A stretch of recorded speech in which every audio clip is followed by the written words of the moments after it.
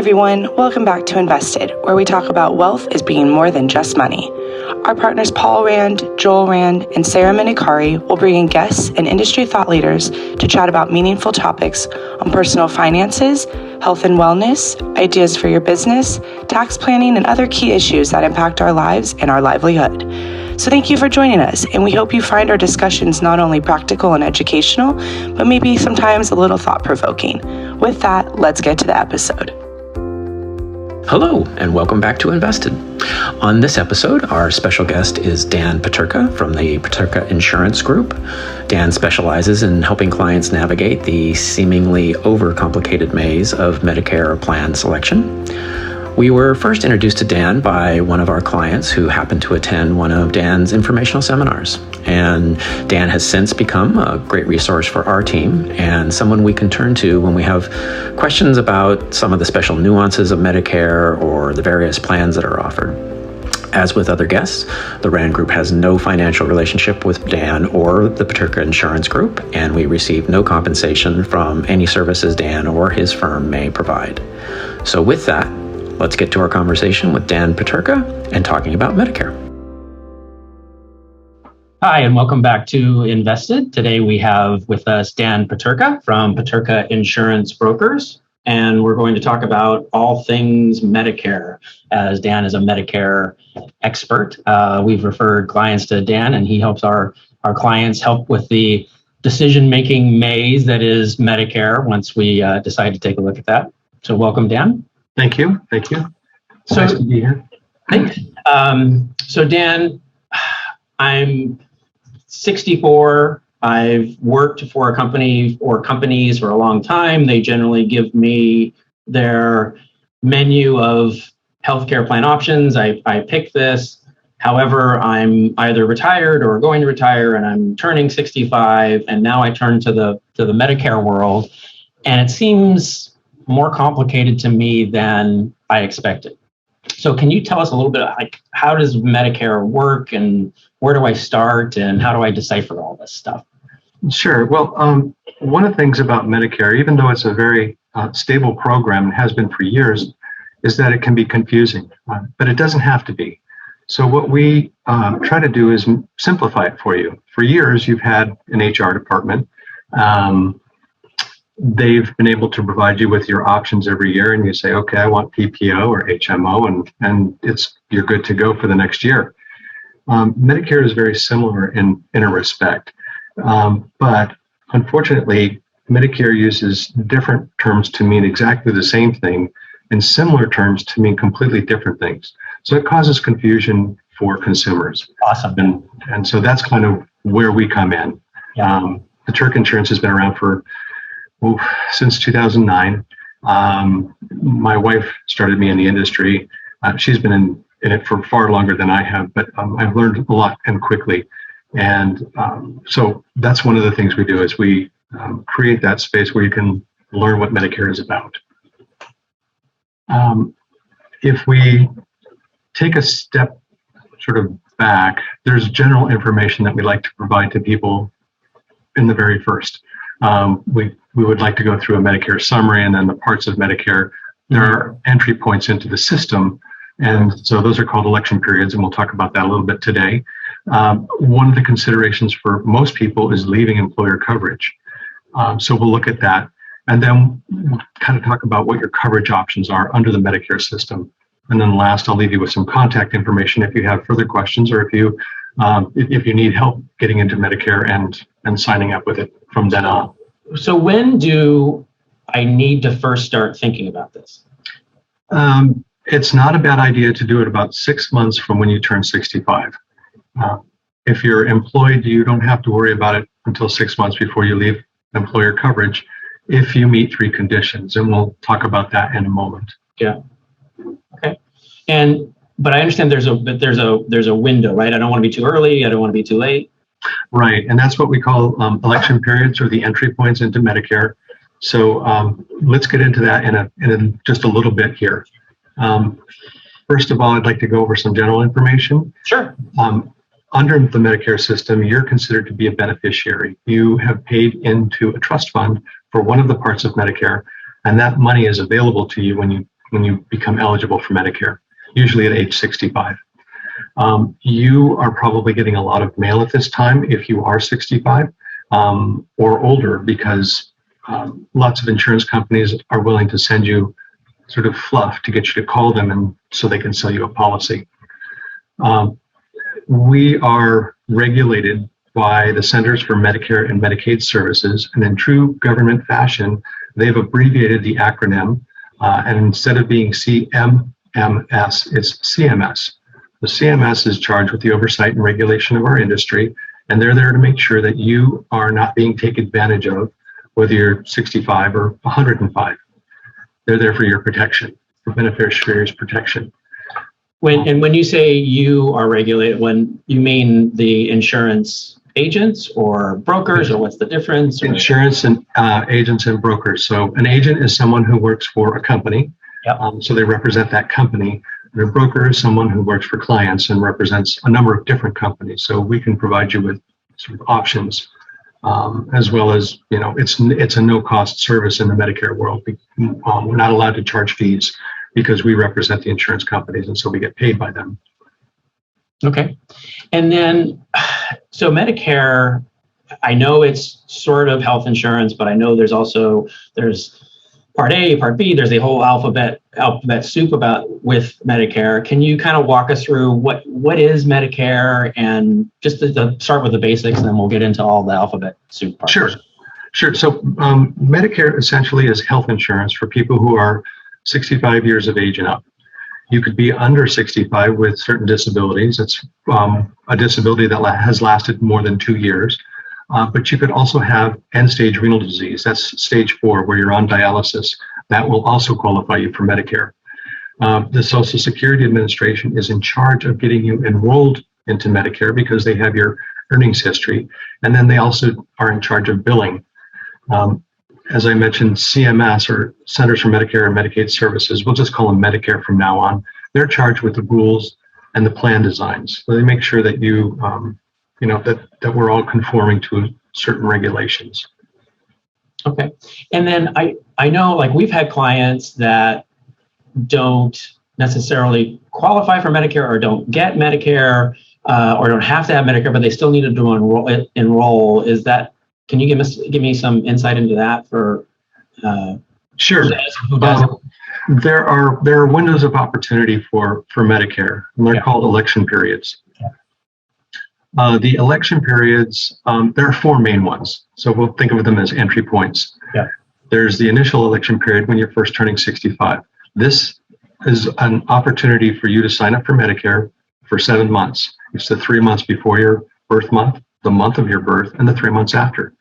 So it's a big window of time. If you sign up in any of the months before your birth month, Medicare will start on the first day of your birth month. So let's take an April 19th baby. You can sign up as early as January 1st, January, February, March. Those are the 3 months before your birth month. So if you sign up on January 1st, it'll start on April 1st. January, February, or March. If you sign up in April, it starts in May. May, it starts in June. The last 2 months of that window, you have to be careful because Medicare will extend the entry point for you. It's not a lot. You won't be penalized for not having Medicare because you'll have done it within your window, but you want to be careful with that because they push it out a little bit further and you might want it sooner. For people who are employed, you have a special election period when you're leaving employer coverage.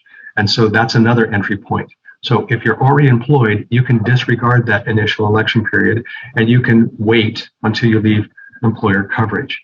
Now, the important thing for employer coverage is that you have to be actively employed. So after you leave employment, you've got another window, that special election period to take advantage of. You have to be covered under that employer's coverage, and you have to have greater than 20 employees.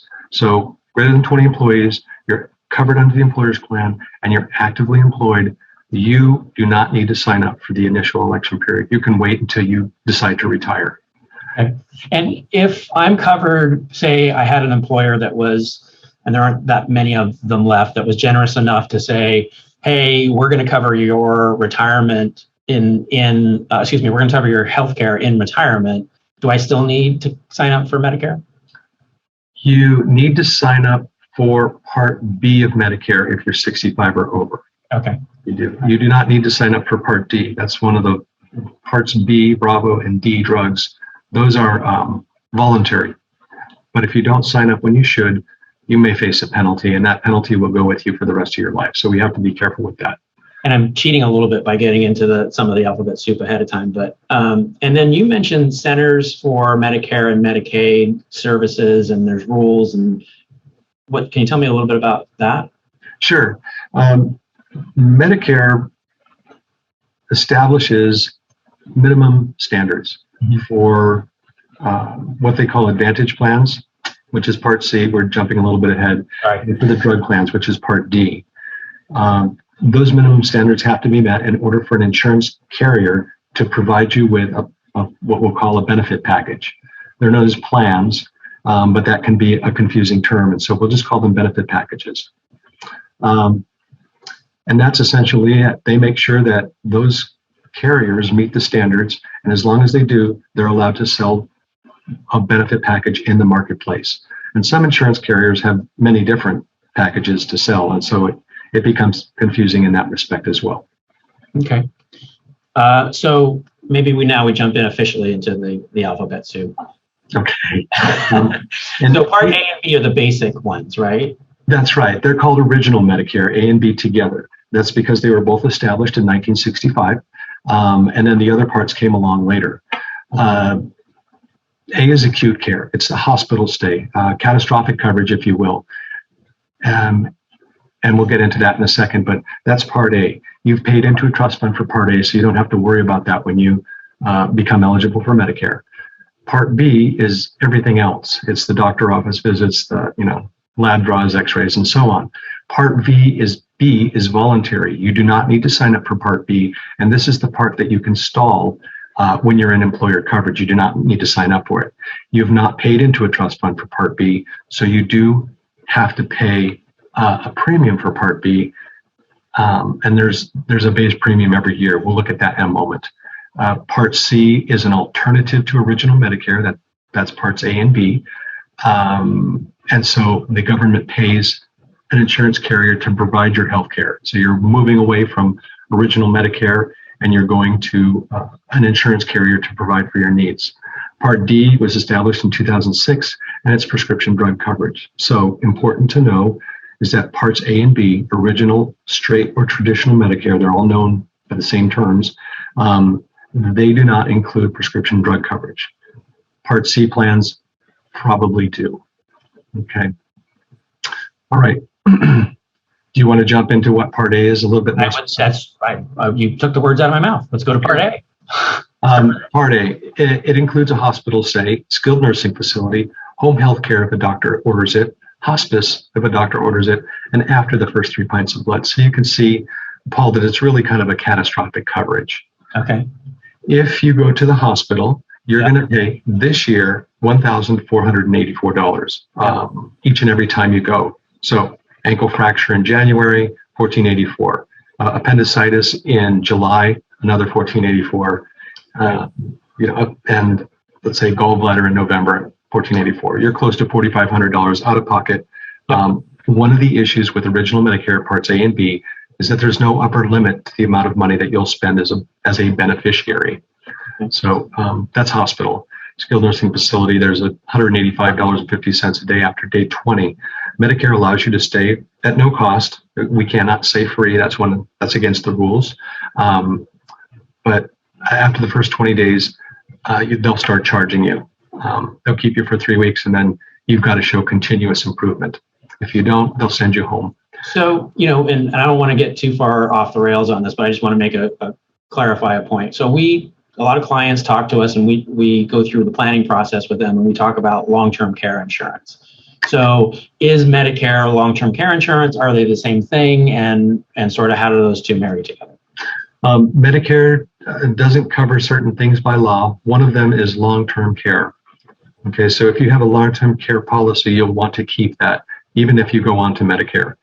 And this is perfect in regards to skilled nursing facility because they will only keep you for 100 days. Yeah. And after day 100, they're going to say, hey, you need something more than what we can offer to you. Yeah. You've got to go home and use your long-term care policy. So Yeah. yes.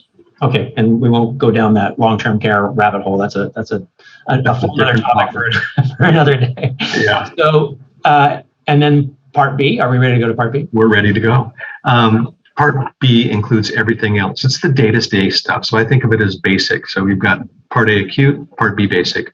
Part B includes an ambulance ride, surprisingly, because they don't know if it's going to turn into a catastrophic event. So ambulance ride is usually covered under Part B, physician visits, outpatient hospital services, durable medical equipment, lab and diagnostic tests. Under Part B, you'll pay a small deductible one time per year. This year it's $203. It changes a little bit every year. That $203 deductible, after you pay that, now you're entitled to the benefits that the program has to offer, and it's an 80-20 split. So Medicare will pay 80% of its allowed amount, and you'll pay 20% of the allowed amount. Anything over that allowed amount has to be written off by the provider. So we should probably use a doctor as a Part B provider just to make it easy. Let's say you go to a doctor and he wants to charge you $200 for the visit. He sends the bill to Medicare. Medicare says, we only allow you to charge $100. Here's $80 from us, Medicare, and you can get the other $20 from Dan. So that's kind of nice. That's how that 80-20 split works. Now, there are some doctors who do not bill Medicare, or they don't have a contract with Medicare, but they will bill Medicare for you directly. They'll say, you pay me in advance, Yep. I'll bill Medicare, and Medicare will reimburse you the 80%. Okay. In return for that fantastic favor that I'm doing, I'm going to charge you a 15% administrative fee. That is allowed under Part B of Medicare, and it's known as a Part B excess charge. Now, there aren't many doctors that do that because they want to have an ongoing relationship with their clients, patients. And you'll find that anesthesiologists will do that because they'll never see you again. Yeah. And emergency room doctors will do that as well. So if you get admitted to the hospital, then it's truly an emergency. If you're not admitted, you might see a Part B excess charge. Okay. So these are all considered to be gaps in Medicare, original Medicare, and we look for ways to fill in those gaps. Okay. And so I'm talking about the 14. Donut holes later. No, actually, the donut hole relates to prescription drug coverage. That's something different.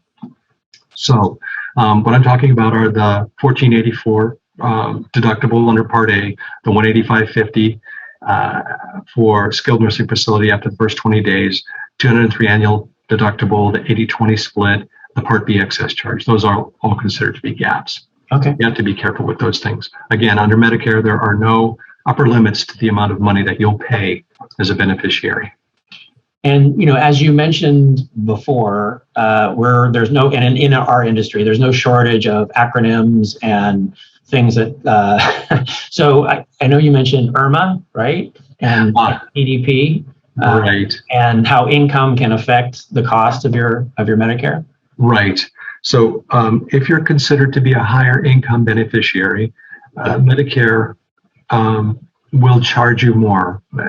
It's a surcharge, a levy, and it's unfortunate. But anybody who makes over $88,000 as an individual or $176,000 married filing jointly, and Paul would know more about this side of it than I will, but it's your AGI line. They look at AGI. They add back in tax-exempt interest, like from a municipality, and they determine that's your income, and so you might be able to afford more than the base premium for Part B, and you'll be able to pay a little bit more for Part D as well. So there are 6 different tiers for this income-related monthly adjustment amount. It's called an IRMA, and the tiers go up to $750,000 married filing jointly. So if you make that amount of money, there are some rules and conditions associated with it.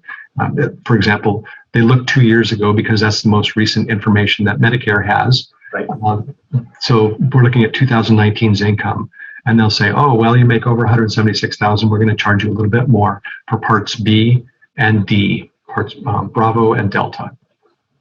Okay. And so, and that 2-year look back, does that stick for 2 years, or does that change every year? Like once I get dinged, like say I had an event that created more income in a certain year, and that's one of the things that we need to watch out for when we're doing income planning is, does this chunk of income push you into that bracket, and how does that impact your Medicare expenses? But how long does that ding stay on your record, so to speak?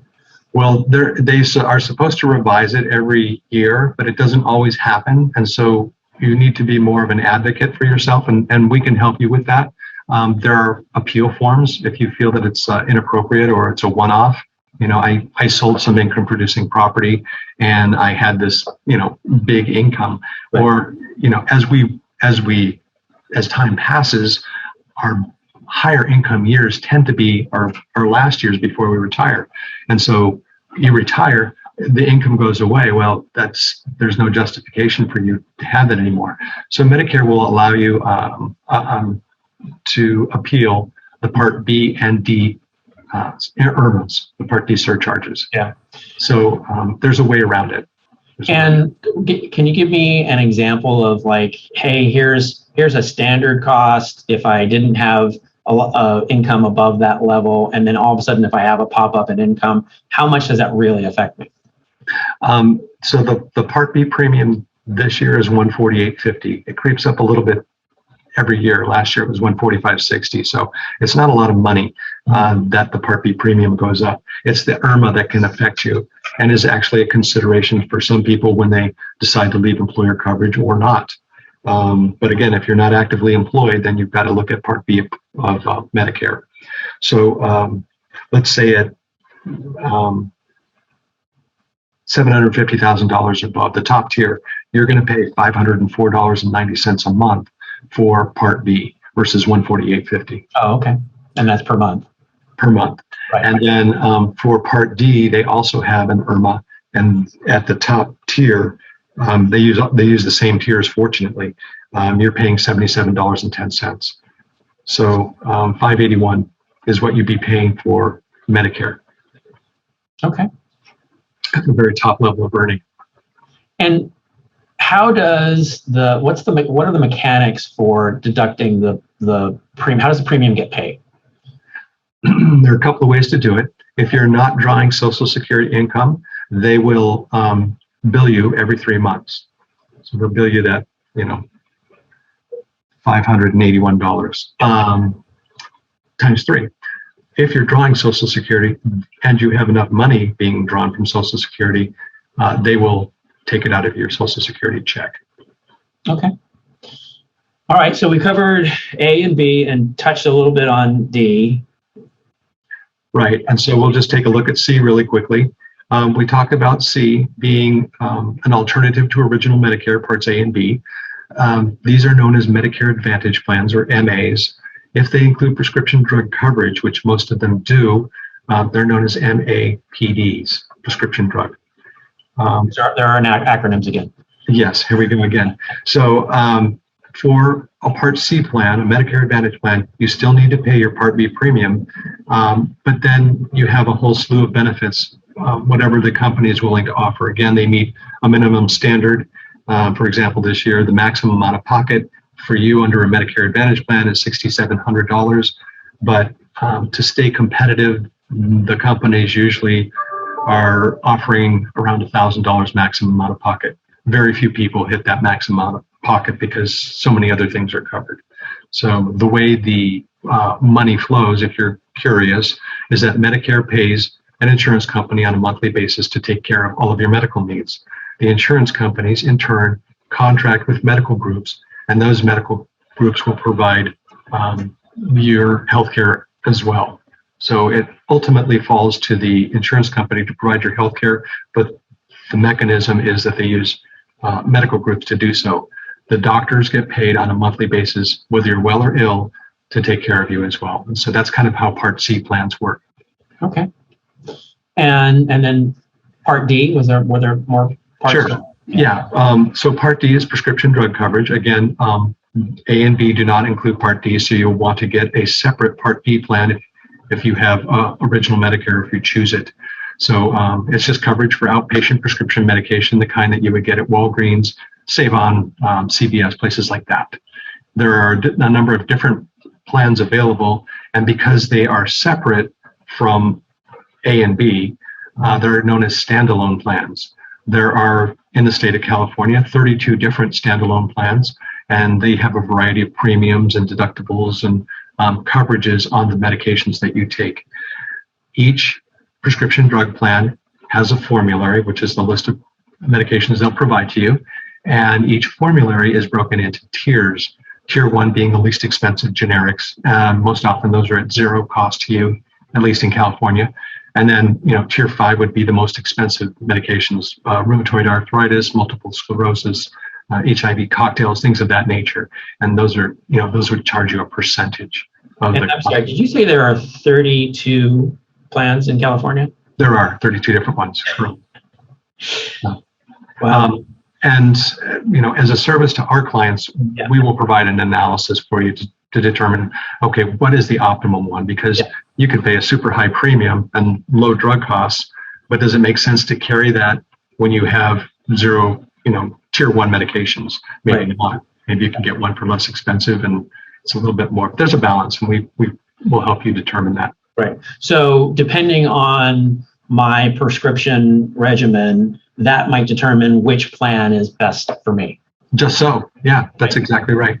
And as we know, physicians can change medication from time to time.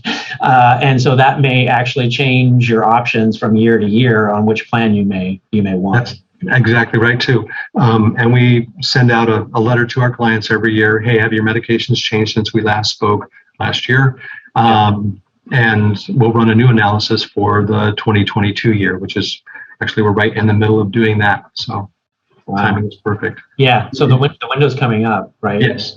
And that is another one of the entry points for Medicare. Yeah. So since we're bringing it up, the annual election period is if you don't have any insurance yet, and you want something new, or if you want to make a change for Parts C and D, the Medicare Advantage and the prescription drug coverage, you can change every year. And every year the options change. So, the benefits change, the rules change a little bit. So it's helpful to have an advocate in your corner to sort of guide you through that and say, hey, this, you know what, you might want to consider this year. Yeah. But that's when the window comes around on an annual basis and you go through and you do reevaluation, but that's not the only time you can make a change, right? It's the only time you can make a change for Medicare Advantage plans and for Part D plans. Okay. That's the only time you can make a change. But there is one other opportunity called the Medicare Advantage Open Enrollment Period, and that runs from January 1st to March 31st. So you have a one-time opportunity to change from an Advantage plan to another Advantage plan, or to go back to original Medicare. Okay. So not Part D. You can't change Part D plans. Can't change Part D. Okay. So there's, and just so we can kind of walk through the windows again, if that's okay with you. Yeah, absolutely. Initial election period. Right. Right. Which has the 3 months before and the 3 months after. Right. 7 months. Right. And you've got the special election periods. There are a number of them, but the main one is leaving employer coverage. It could be moving to a new area, new state. Okay. The annual election period, which is the opportunity to change or choose a new Part C plan or a Part D plan. And then there's something called the general election period, which we really would like to avoid. So let's say that you retired, you're not actively employed, and you waited 9 months. The window is 8 months after you leave employer coverage to sign up for Part B, but you forgot to do it. You were on vacation, you were enjoying a nice holiday in the tropics, and you came back and you realized, oh man, I didn't sign up for Part B. There is an opportunity once per year to sign up for Part B. It's called the general election period. If you forgot or you neglected to get your Part B, you can do it then. It's in the first quarter, just like the MAOEP. It's in the first quarter of the year, And as long as you do it by March 31st, they will allow you to start on July 1st. So you've got a big delay in starting Part B if you forget to do it. Not only that, there's a penalty associated with not signing up for Part B when you should have done. So as an example, a fellow contacted me and he said, "Hey, Dan, it's April 7th and I just got back from vacation. I was on Cobra and my Cobra company had notified me that I have to sign up for Medicare." So I went into Medicare and they said, Social Security Administration, and they said, "Hey, you've got to wait until January 1st of next year." Now it's April 7th. So he has to go all the way from April 7th to January 1st before he can sign up for Part B of Medicare. Not only that, he has to wait until July 1st for it to start.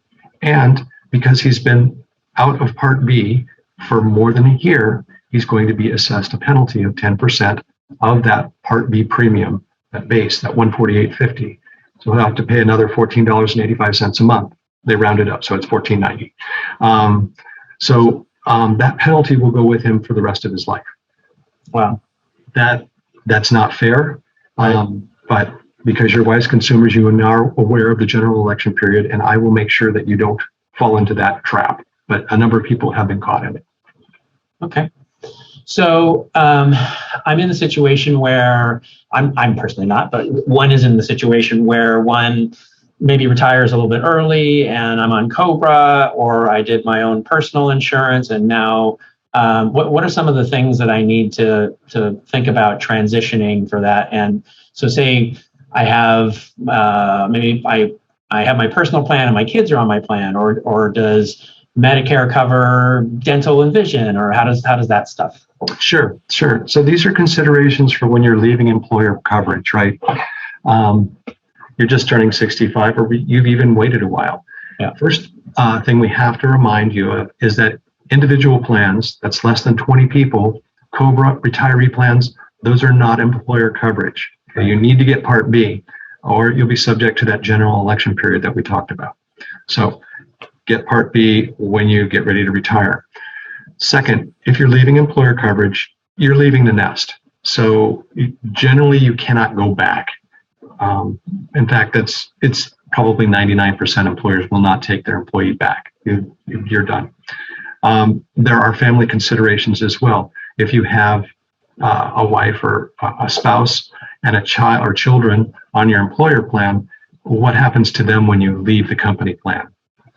Probably they will extend Cobra to them, but Cobra is expensive, so we want to avoid that. They'll have to go on to an ACA plan or an individual plan, what we call an individual plan.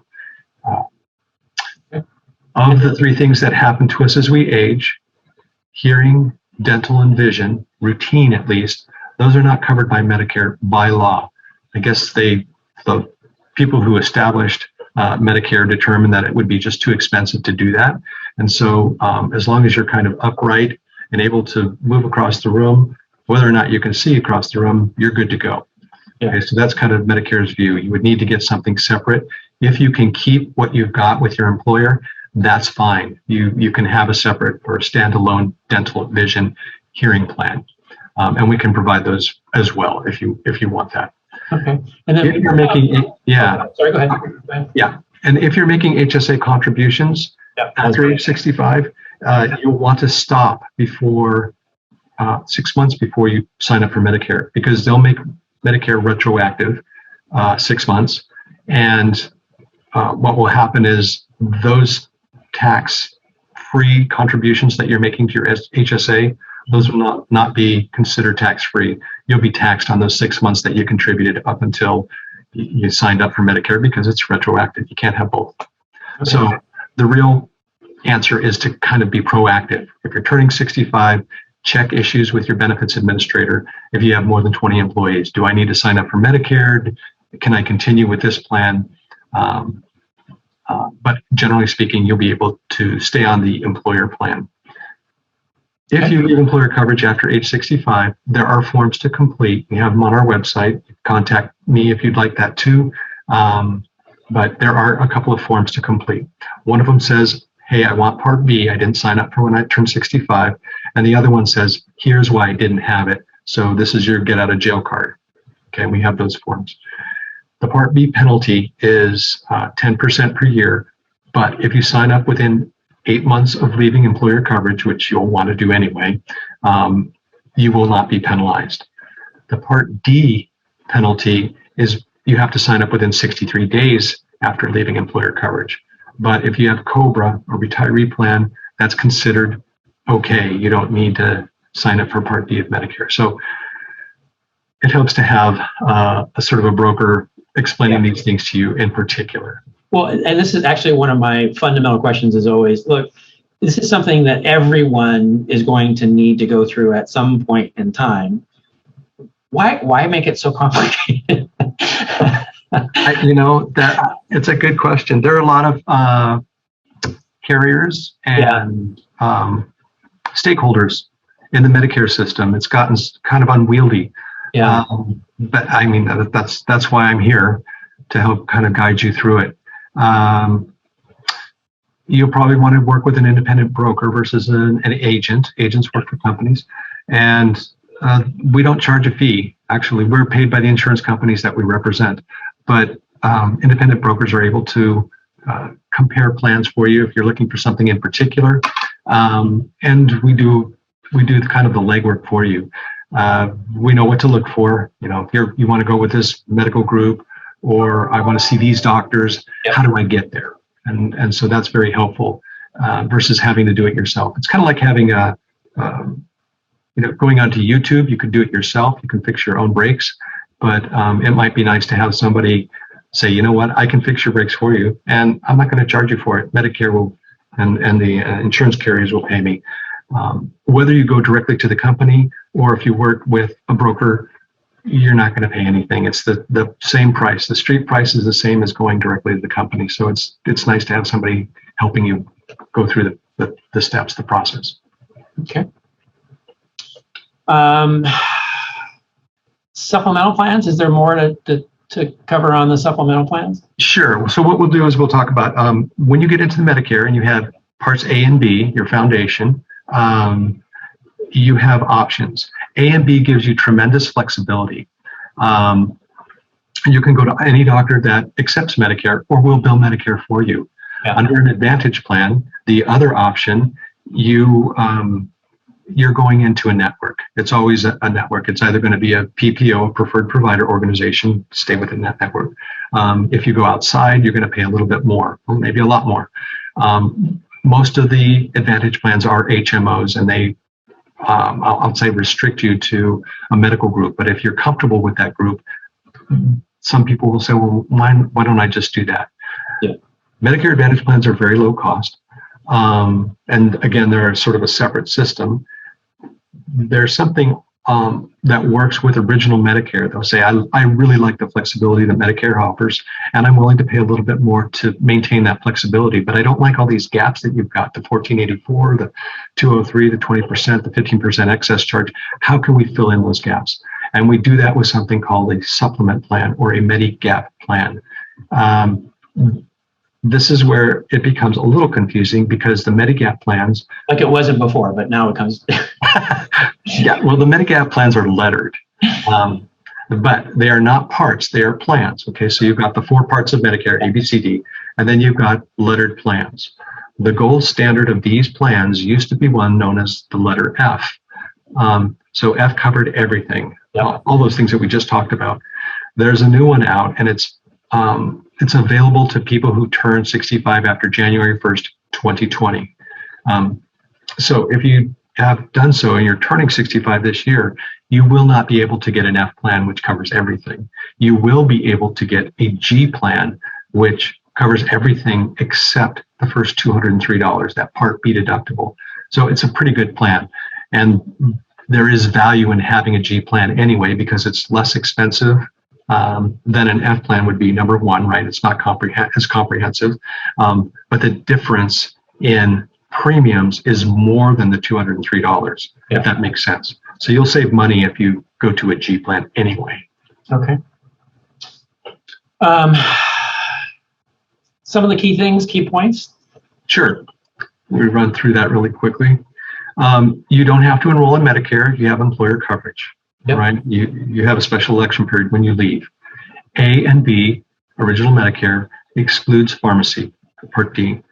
A and B alone, they leave you exposed to unlimited out-of-pocket healthcare expenses. So we look for ways to hedge that risk or eliminate it.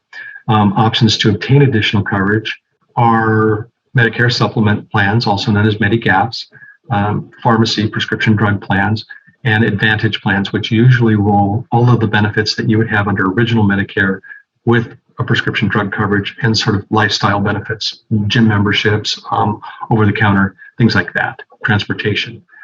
You can make changes to your Medicare plan choices every year during the annual election period, which starts October 15th and runs to December 7th. And whatever you elect during that time frame, you'll start with on January 1st. Yeah. California, you can change your supplement plans every year as well during your birth month. Yeah, they call it the California birthday rule. And then if you're leaving employer coverage, you want consideration the number of factors that we talked about. We offer this advice at no cost to you. Okay. And just out of my own curiosity, the 32 plans in California, is that typical of most states that they have that many different types of plans? Yes, it's a good point. Anywhere from 30 to 35 drug plans. Okay. That's a lot. I'm a lot. I'm glad you're doing that. It's not incredibly complex, but Medicare populates its database every year around the 15th. So when we do our analysis for clients, we have to wait until the 15th of October. And then we run them all as quickly as we can, and carefully. So So just to revisit that for a second. So the information comes out on the 15th, and then what's the window until we have to make a decision? December 7th, Pearl Harbor Day. Okay. Yeah. How apropos. Yeah. Well, it's kind of funny. I mentioned it to one of my younger cohorts of Pearl Harbor Day, and she said, well, what do you mean? And I said, well, December 7th, the day that will live in infamy. And they're like, no, my husband's a history buff, but yeah. My gosh. Well, okay. Well, Dan, thanks. That is a ton of information and extremely helpful. I appreciate you taking the time to come walk us through that.